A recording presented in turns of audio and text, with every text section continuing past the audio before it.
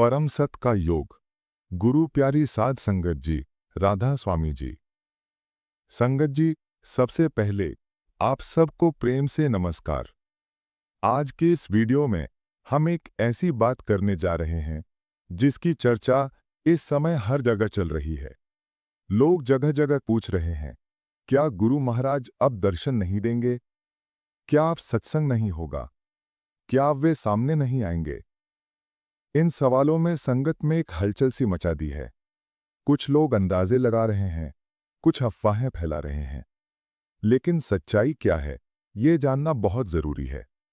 इसलिए अगर आपने ये वीडियो क्लिक कर लिया है तो कृपया इसे अंत तक सुनिए, क्योंकि जब तक पूरी बात नहीं सुनी जाएगी तब तक सही तस्वीर सामने नहीं आएगी। जैसा कि आप सब जानते हैं, गुरु महाराज का कार्यक्रम बहुत व्यस्त रहता है। उनका हर कदम, हर यात्रा, हर मौज मालिक की मर्जी से होती है। उनकी इच्छा किसी व्यक्ति की नहीं, बल्कि प्रभु की योजना का हिस्सा होती है। हाल ही में जब गुरु महाराज ने सिंहपुर नामक स्थान पर कहा कि अब से हम दोनों में से एक ही दर्शन देगा, तब से तरह तरह की बातें होने लगीं। कई लोगों ने ये मान लिया कि अब गुरु महाराज दर्शन नहीं देंगे। कईयों ने तो ये तक कहा कि शायद अब सत्संग बंद हो जाएगा। परंतु संगत जी, ऐसा सोचना ठीक नहीं है, क्योंकि जब तक गुरु स्वयं कुछ स्पष्ट नहीं कहते तब तक कोई भी निष्कर्ष निकालना केवल भ्रम फैलाना होता है। गुरु की हर बात के पीछे एक गहरी आध्यात्मिक मंशा होती है। वे कभी कुछ भी यूं ही नहीं कहते। अब चलिए जरा क्रम से बात करते हैं। पिछले हफ्ते हमने आपको बताया था कि गुरु महाराज दुबई पहुंचे थे। असल में वो वहां सिर्फ एक दिन के लिए रुके थे। उनकी आगे की यात्रा पहले से तय थी और कल रात लगभग 8:30 बजे गुरु महाराज लंदन पहुंच चुके हैं। इस समय गुरु महाराज लंदन में विराजमान हैं। वहां का वातावरण भी बहुत ही पावन और शांत है। लंदन की संगत इस बात से बहुत प्रसन्न है कि उन्हें इतने लंबे समय बाद गुरु के दर्शन करने का अवसर मिला है। अब बात करते हैं दिल्ली की। पिछले हफ्ते जब गुरु महाराज आश्रम में थे, तब उन्होंने एक बातचीत के दौरान कहा था, शायद मैं दिल्ली ना आ पाऊं। ये बात सुनते ही संगत में हलचल मच गई। कई लोगों को लगा कि गुरु महाराज दिल्ली का कार्यक्रम रद्द कर देंगे। पर जैसा कि हमने हमेशा देखा है, गुरु की मौज को समझना आसान नहीं। वे जो कहते हैं उसके पीछे गहरी भावना और उद्देश्य होता है। और हुआ भी वही। गुरु महाराज दिल्ली पहुंचे। वहां एक दिन प्रश्नोत्तर का कार्यक्रम रखा गया। संगत को उनके दर्शन हुए, उनकी आवाज सुनी और सबके मन में एक नई ऊर्जा भर गई। दिल्ली का सत्संग संपन्न होने के बाद उसी दिन रात में गुरु महाराज दुबई के लिए रवाना हुए और वहां से सीधा लंदन पहुंच गए। अब सबसे अधिक चर्चा हो रही है कोलकाता सत्संग की। जैसा कि आप जानते हैं, कोलकाता का कार्यक्रम 2 वर्ष के अंतराल में होता है। इस बार भी वहां की संगत बड़ी उम्मीद से भरी थी कि गुरु महाराज स्वयं पधारेंगे। 20 तारीख को दिवाली है और उसी हफ्ते सत्संग का कार्यक्रम भी तय था। हर कोई यही सोच रहा था कि शायद गुरु महाराज कोलकाता आएंगे और दिवाली का शुभ अवसर संगत के साथ मनाएंगे। परंतु इस बार ऐसा नहीं होगा। गुरु महाराज इस बार कोलकाता नहीं आएंगे, न वहां सत्संग करेंगे, न दर्शन देंगे। कई भाइयों बहनों ने सोशल मीडिया पर, कमेंट में और व्यक्तिगत संदेशों में ये सवाल पूछा था, क्या गुरु महाराज कोलकाता आ रहे हैं? पर सत्य यही है कि इस बार वे कोलकाता नहीं आ रहे। इस समय वे लंदन में हैं और संभावना ये है कि आने वाले शनिवार और रविवार को वहीं पर एक छोटा सा प्रश्न उत्तर सत्र रखा जा सकता है। अगर हमारे कोई भाई बहन लंदन में रहते हैं और वहां के कार्यक्रम या सत्संग का अनुभव साझा करना चाहें, तो इस वीडियो के डिस्क्रिप्शन में दिए गए हमारे फेसबुक पेज पर जाकर वो अनुभव हमसे साझा करें। हम वो अनुभव पूरी संगत के साथ बांटना चाहेंगे। अब आप सोच रहे होंगे कि क्या इसका मतलब ये है कि अब आगे गुरु महाराज दर्शन नहीं देंगे, या फिर ये कि सत्संग और प्रश्नोत्तर बंद हो जाएंगे। तो संगत जी, ऐसा बिल्कुल नहीं है।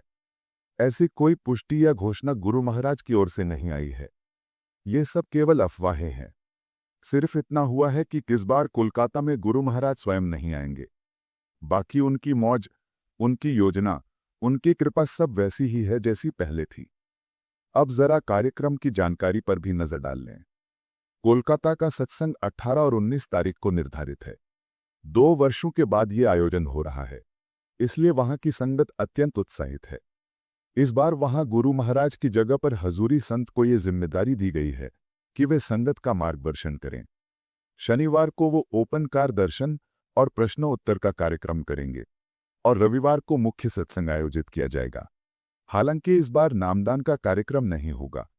जिन भाइयों बहनों को नामदान की इच्छा है वे प्रेम पूर्वक व्यास आश्रम आ सकते हैं। वहां पर नामदान की व्यवस्था सदैव चलती रहती है।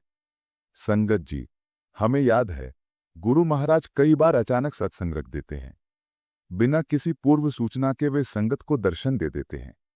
ऐसे ही 24 अगस्त और 7 सितंबर को हुआ था, जब अचानक सत्संग रखकर गुरु महाराज ने सभी को चौंका दिया था।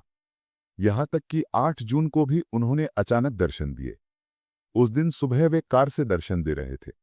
तभी सेक्रेटरी साहब ने विनती की, गुरु महाराज, काफी समय हो गया संगत आपके सत्संग को सुनने के लिए तरस रही है। यदि कृपा करें तो आज सत्संग कर लें।